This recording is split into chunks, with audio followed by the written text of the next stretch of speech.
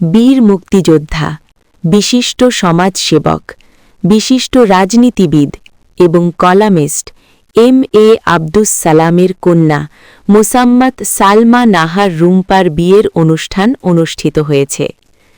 10 April 2026 ইংরেজি, 27 চৈত্র 1432 বাংলা, 21 শাওয়াল 1447 হিজরি রোজ শুক্রবার রাত 8টার সময় বীর মুক্তিযোদ্ধার একমাত্র কন্যা মোসাম্মত সালমা নাহার রুম্পার সাথে বর তৌকির আহমেদ ফাহিমের বিবাহ অনুষ্ঠান অনুষ্ঠিত হয়েছে চট্টগ্রাম স্থানীয় কনভেনশন হলে। এতে উপস্থিত হয়েছে সামাজিক নেতৃবৃন্দ, রাজনৈতিক নেতৃবৃন্দ এবং আত্মীয় স্বজন, গ্রামের গণ্যমান্য ব্যক্তিবর্গরা। আত্মীয় স্বজন, সমাজের নেতৃবৃন্দরা তাদের অনুভূতি প্রকাশ করেন।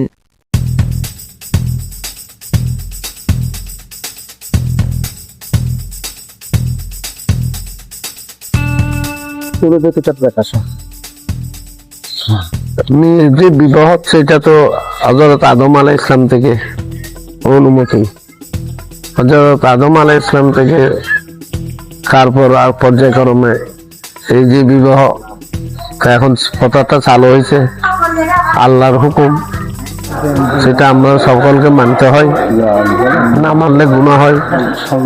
এই জন্য আমরা সকল আল্লাহর কাছে শুকরিয়া আদায় করছি যাতে আল্লাহ পাক আমার মেয়েকে সুখে শান্তিতে বসবাস করার জন্য সুযোগ দেয়।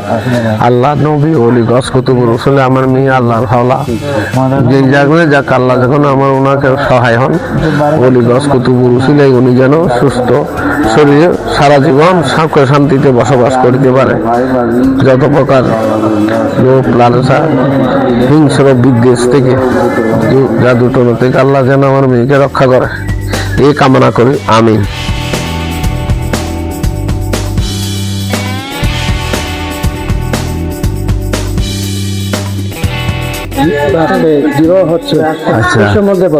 আমরা খুব আনন্দিত, আজকে বিয়ে হইতেছে নাতিনের বিয়ে হয়।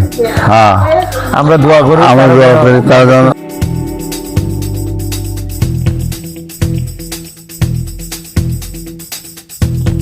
আপনার মেয়ের বিবাহ আপনার কাছে কেমন লাগতেছে সে সম্বন্ধে বলেন। আমার মেয়ে বিয়ে আমার কাছে খুব ভালো লাগতেছে, সুন্দর লাগতেছে, যেন জীবনে সুখী হয় এটা দোয়া করি আল্লাহর কাছে। ধন্যবাদ।